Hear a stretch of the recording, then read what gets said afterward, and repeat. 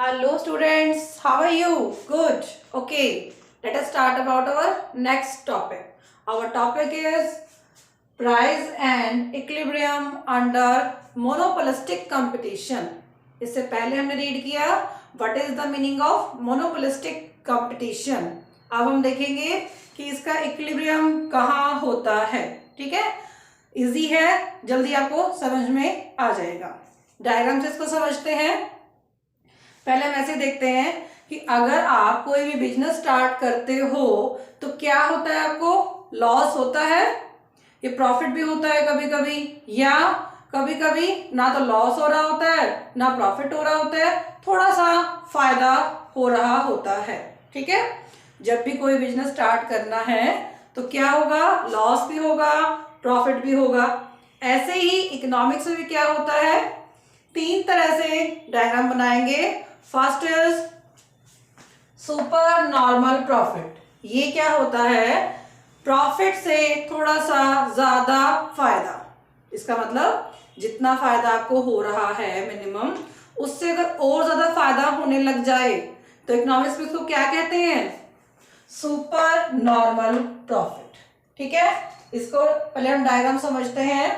आपको डायग्राम के लिए क्या क्या मेन चीजें चाहिए. First is MR, second is AR, third is AC and fourth is MC. अब ये क्या है आपकी, marginal revenue, average revenue, average cost and marginal cost. ठीक है, ये आपको चार लाइनें यहाँ ड्रॉ करनी है. First is average revenue, second is marginal revenue.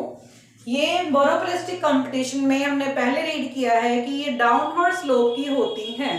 ठीक है, क्यों होती हैं, अगर आपने इसे ज्यादा डिटेल में समझना है तो पहले वाले वीडियो में आप समझ सकते हो.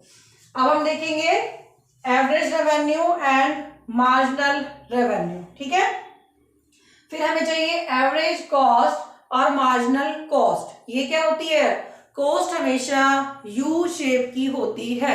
मार्केट आपका कोई भी हो, शेप क्या होगी, यू. यू का मतलब क्या है, पहले कॉस्ट ज्यादा आएगी, फिर कम आएगी और फिर बढ़नी शुरू हो जाएगी. ठीक है, सबसे पहले ज्यादा, फिर आपकी डिक्रीज होनी शुरू हो जाएगी और फिर इंक्रीज होनी स्टार्ट हो जाएगी. क्लियर, एज इट इज यही शेप हमने यहां बनाई है. एवरेज कॉस्ट की शेप क्या होती है, यू होती है, और मार्जिनल कॉस्ट की शेप भी क्या होती है, यू. ये यहां से स्टार्ट होके ये ऊपर आपका चला जाएगा. ठीक है, अब इक्विलिब्रियम करना है तो आपको क्या चाहिए, first is marginal revenue equal है मार्जिनल कॉस्ट के. ये क्या बताती है कि आउटपुट कितना बनाना है.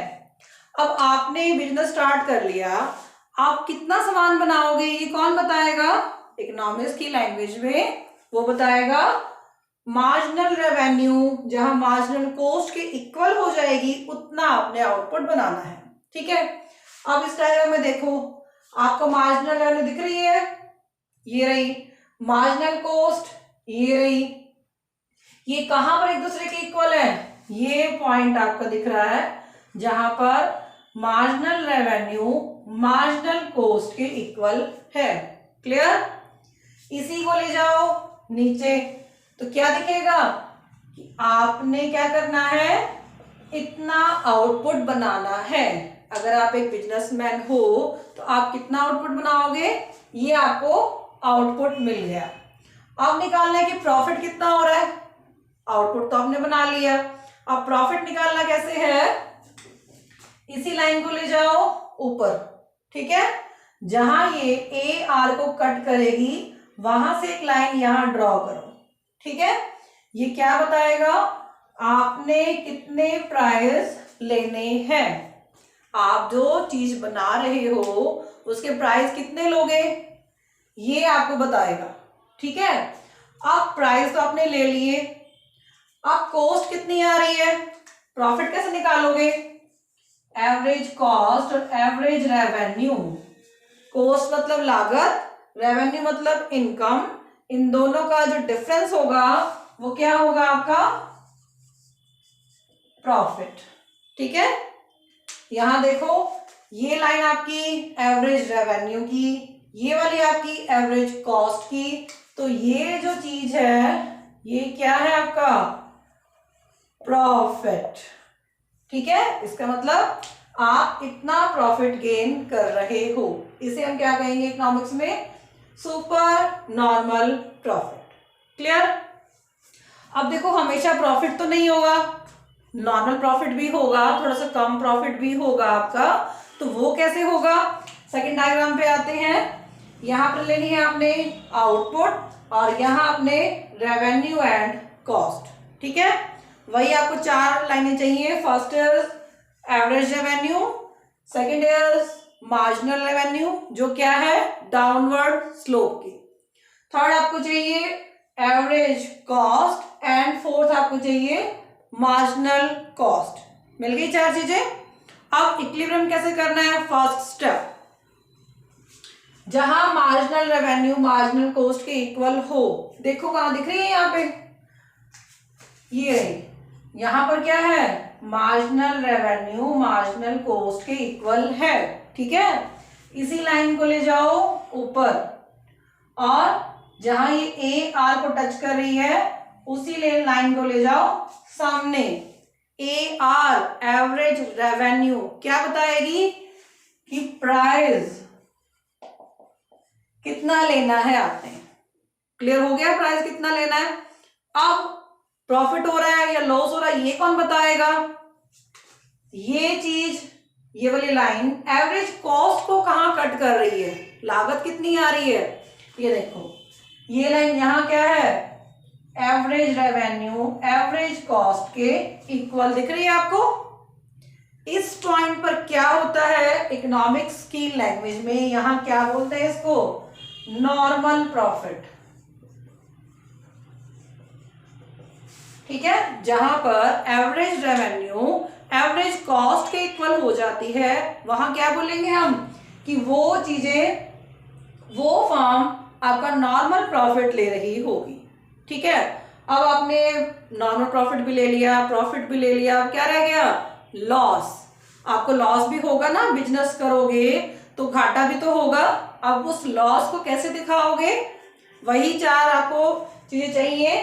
First is marginal revenue, second is average revenue जो डाउनवर्ड स्लोप की होंगी, थर्ड इज एवरेज कॉस्ट जो यू शेप की होगी, फोर्थ इज मार्जिनल कॉस्ट जो यू शेप की होगी। ठीक है, हो गया क्लियर। अब हमें चाहिए इक्विलिब्रियम की लॉस हो रहा है प्रॉफिट हो रहा है, कैसे पता लगेगा। सबसे पहले आपको क्या देखना है कि मार्जिनल रेवेन्यू मार्जिनल कॉस्ट के इक्वल हो। कहां ढूंढो, देखो पॉइंट दिख रहा है, ये मार्जिनल कॉस्ट की लाइन, ये मार्जिनल रेवेन्यू की लाइन, ये पॉइंट दिख रहा है यहाँ पे। यहां पर क्या है मार्जिनल कॉस्ट मार्जिनल रेवेन्यू के इक्वल है। ठीक है, अब मैंने क्या बताया था, इसी लाइन को ले जाओ नीचे, तो ये क्या बताएगी कि आपने इतने आउटपुट बनाने हैं, पता लग गया। अब प्राइस कितने लेने हैं, इसी लाइन को ले जाओ ऊपर, जहां ये एवरेज रेवेन्यू को टच करेगी वो क्या बताएगी आपने इतने आपने प्राइस लेने हैं। अब प्राइस भी ले लिए आउटपुट भी ले ली, अब आपको लॉस हो रहा है या प्रॉफिट हो रहा है ये कौन बताएगा, एवरेज कॉस्ट। ठीक है, एवरेज कॉस्ट और मार्जिन एवरेज रेवेन्यू का जो डिफरेंस होगा वो बताएगा कि प्रॉफिट हो रहा है या नहीं हो रहा। अब यहां देखो एवरेज कॉस्ट तो इतनी आ रही है, चीज को बनाने की जो लागत है कॉस्ट है वो ज्यादा आ रही है, रेवेन्यू रेवेन्यू इतनी मिल रही है, कॉस्ट ज्यादा रेवेन्यू कम, तो क्या हो रहा होगा नुकसान हो रहा होगा ना उस चीज को बनाने में, तो ये क्या हो गए आपके लॉस। अब लॉस क्यों होते हैं, देखो कई बार क्या हुआ आपका रॉ मटेरियल नहीं आया, लेबर छुट्टी कर गए, दिवाली का सीजन था तो छुट्टी हो गई। ठीक है, अब क्या हो गया कोई भी आपकी मशीन खराब हो गई, कुछ भी डैमेज हो गया, ठीक है, कुछ भी हो सकता है। तो कुछ टाइम के लिए क्या होता है, कंपनी को लॉसेस भी उठाने पड़ जाते हैं। अब ऐसा नहीं है कि लॉस होगा तो बिजनेस बंद हो जाएगा, नो, लॉस के बाद क्या आएगा, आप फिर से प्रॉफिट पे भी आ सकते हो। ठीक है, तो दोनों बिजनेस में चलता रहता है, लॉस भी और प्रॉफिट भी। आई होप आपको ये क्लियर हो गया होगा। Okay students, have a nice day.